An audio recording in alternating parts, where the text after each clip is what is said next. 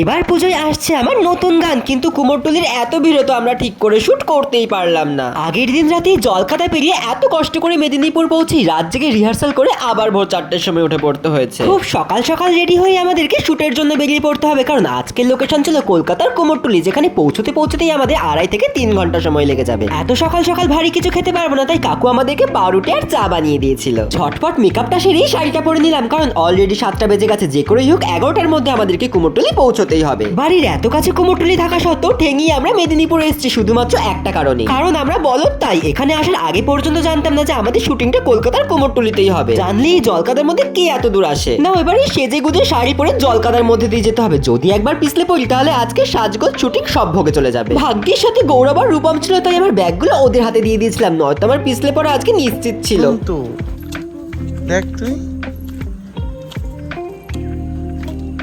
Main রোডে আমাদের জন্য গাড়ি দাঁড়িয়েছিল, কিন্তু এখন তো শুরু হবে আর এক সমস্যা। গাড়িতে উঠলেই আমার বমি পায়, কিন্তু এছাড়াও তো আর কোনো উপায় নেই। তোমাদের কার কার আমার মতো এরকম গাড়িতে উঠলে বমি পায় একটু কমেন্ট করে জানিও তো। সকাল থেকে আজকের ওয়েদারটা বেশ ভালোই ছিল। দুদিন ধরে যে পরিমাণ বৃষ্টি হচ্ছে আমি তো ভয় পেয়ে গেছিলাম, যদি আজকেও বৃষ্টি হয় তাহলে শুটিং কি করে করবো। এতক্ষণ ধরে গাড়িতে বসে কি করবো, তাই পুজোর গানটাই চালিয়ে দিয়েছিলাম আর বসে বসে নাচতে একটু প্র্যাকটিস করে নিচ্ছিলাম। কারণ আমাদের যে সিঙ্গার আকাঙ্ক্ষ, ও আবার নন ডান্সার, সেই কারণে ওকে একটু বেশি প্র্যাকটিস করতে হচ্ছিল।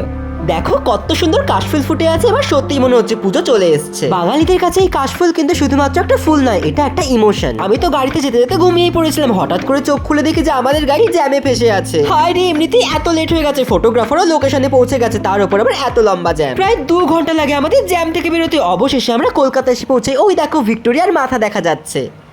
সকাল 10টায় কুমোরটুলি পৌঁছানোর কথা ছিল, সেখানে আমরা দুপুর 1টায় এসে পৌঁছাই। ফটোগ্রাফার তো ভীষণ জেগে গেছিল। গাড়ি থেকে নামার পর শাড়িটার অবস্থা একদম যাচ্ছে তাই হয়েছিল, তাই রূপম একটু ঠিকঠাক করে দিল। তাড়াহুড়োর চোটে হাতের আলতাটাও ঠিক করে পড়তে পারলাম না, পুরো ঘেটে ঘ হয়ে গেছে। যে করে হোক শুটটা এখন তাড়াতাড়ি স্টার্ট করতে হবে, কারণ অনেকটা বেলা হয়ে গেছিল। কিন্তু গাইজ এখানে এসে তো শুটের লোকেশন খুঁজতে খুঁজতে আরো 1 ঘন্টা লেগে গেল। যেখানেই যাচ্ছে সেখানেই ভিড়। আসলে দুর্গাপুজোর আগে কুমোরটুলিতে অনেকেই আসে ফটোশুট আর ভিডিও শুট করতে, সেই কারণে আমরা ঠিক করেছিলাম একটু সকাল সকাল আসলে ফাঁকায় ফাঁকায় শুটটা করে নিতে পারতাম। কিন্তু জ্যামে আটকে গেছিলাম বলে দেরি হয়ে গেল। কিছু করার নেই, এখন এই ভিড়ের মধ্যে যে করেই হোক শুট করতে হবে।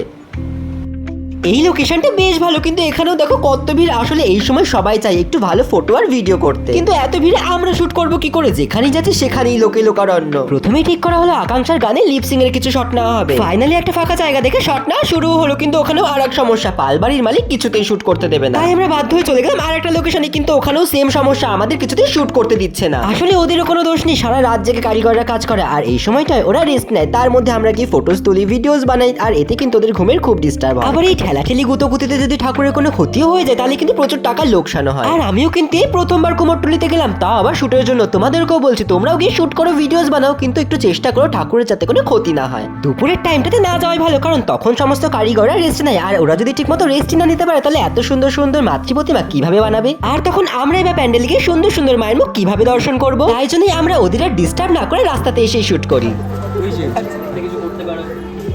আরে গায়ের মধ্যে ধুম করে পড়েছে, পড়ে যায় না। এটা কি? রাস্তাতে তো শুট করা হয়ে গেছে, এবার আমরা বেরিয়ে পড়েছি নেক্সট লোকেশনের খোঁজে। এই পুরো গানের শুটিংটাই আমাদেরকে আজকের মধ্যে কুমোরটুলিতেই শেষ করতে হবে, তাই আবার চলেছি গঙ্গার ঘাটের দিকে। দেখা যাক এখানে ভালো কোনো লোকেশন পাওয়া যায় না। এখানে এসেও কিন্তু আমার অনেক মিষ্টি মিষ্টি দিদি আর ভাইদের সাথে দেখা হয়েছে, যারা কিনা আমার ভিডিও দেখে। দেখেছি এখানে কত ভিড়, যাকে দেখছি সেই ভিডিওস বানাচ্ছে, ফটোস তুলছে, সত্যি খুব সুন্দর লাগছিল দেখতে। এরপরের বার থেকে এখানে শুটে না আসলেও ঘুরতে তো অবশ্যই আসবো। আচ্ছা তোমরা কারা কারা প্রত্যেক বছর পুজোর আগে কুমোরটুলি যাও আমাকে কমেন্ট করে জানিও তো। এরই মধ্যে গৌরব আর রূপমের হঠাৎ করে ইচ্ছা হলো যে ওরা একসাথে হাত ধরে ভিডিও বানাবে, সেই কারণে আমাকে এই ভিডিওটা বানিয়ে দিতে হলো। চলে গেলাম গঙ্গার ঘাটে, কারণ অনেক খোঁজার পরেও শুট করার জন্য কোনো ফাঁকা লোকেশন পেলামই না। আর এখন আমাদের শুধু ডান্স সিকোয়েন্স গুলো শুট করাই বাকি ছিল, তাই গঙ্গার ঘাটে গিয়ে সেগুলো শুট করে নিলাম। কিন্তু এখানে তো আকাঙ্ক্ষা বারবার নাচের স্টেপ ভুলে যাচ্ছিল।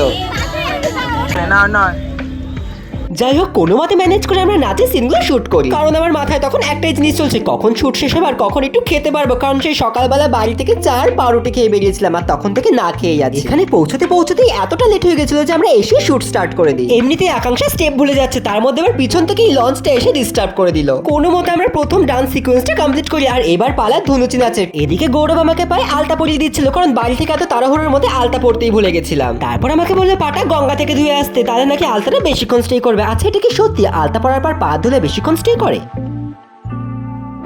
চলছে বরণডালা সাজানো, কারণ গানটাই বরণডালা নিয়ে কিছু সিন আছে। এদিকে আমাকে দায়িত্ব দেওয়া হয় পদ্ম ফুল ফোটানো, সেই কারণে আমি পদ্ম ফুল ফোটানোর কাজটাই মন দিয়ে করছি। সিনটা ছিল বরণডালার প্রদীপটা আমি ধরিয়ে দেবো, কিন্তু গঙ্গা থেকে এত হাওয়া দিচ্ছিল যে বারবার দেশলাই কাঠিয়ে নিভে যাচ্ছিল।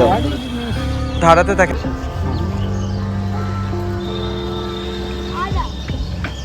এইবার ধুনুচি নাচের পালা। এটার জন্য আমি অনেকক্ষণ ধরে ওয়েট করছিলাম, আর এই ধুনুচি বরণডালার সমস্ত প্রপস কিন্তু আকাঙ্ক্ষার বাড়ি থেকেই নিয়ে এসেছিল। এই ধুনুচি নাচের শুটটা কমপ্লিট হলে আজকের মতো প্যাক আপ।